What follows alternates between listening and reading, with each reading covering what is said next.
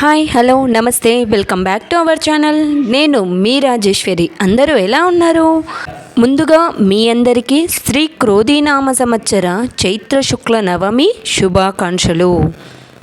ఈ రోజున అదే శ్రీరామనవమి రోజున ఎన్ని వంటలు వండినా కూడా ఆ శ్రీరాముడికి తీయని పానకం వడపప్పు చలిమిడి సమర్పించనిదే పూజ పూర్తి కాదు. మన తెలుగు పండుగలకు చెందిన నైవేద్యాలు ఆయా కాలాలను బట్టి నిర్ణయించడం జరుగుతుంది. ఇక ఈ శ్రీరామనవమి వేసవి కాలంలో వస్తుంది కనుక మన శరీరాన్ని వేసవికి తట్టుకునే విధంగా చలువ పదార్థాలు దేవుడికి నైవేద్యంగా సమర్పించి తీసుకోవాలని పెద్దలు చెబుతున్నారు.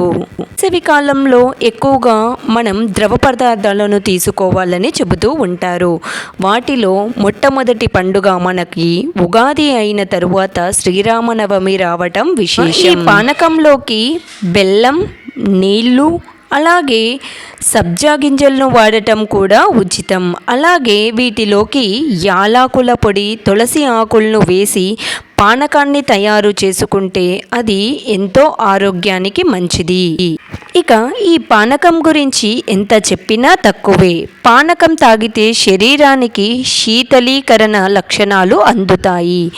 దీని వలన వడదెబ్బ తగలకుండా ఉంటుంది. డీహైడ్రేషన్ సమస్య కూడా రాదు. ఇక ఈ సబ్జా విషయానికి వస్తే దీనిలో అధికంగా పీచు పదార్థం అనేది ఉంటుంది. వీటిని తీసుకోవడం మలబద్ధకం, మధుమేహంతో బాధపడే వారికి ఇది చాలా బాగా పనిచేస్తుంది. రక్తహీనత నుండి కాపాడుతుంది. ఇంకా బరువు తగ్గడానికి కూడా ఇది బాగా సహాయపడుతుంది. పానకంలో తులసాకులు వేయటం వలన ఒక ఔషధంగా పనిచేస్తుంది. దగ్గు, నోటి నుండి దుర్వాసన లాంటివి దరిచేరకుండా ఉంటాయి. ఇలా ఈ విధంగా మా ఇంట్లో ఈ రోజున పానకాన్ని తయారు చేసుకున్నాం.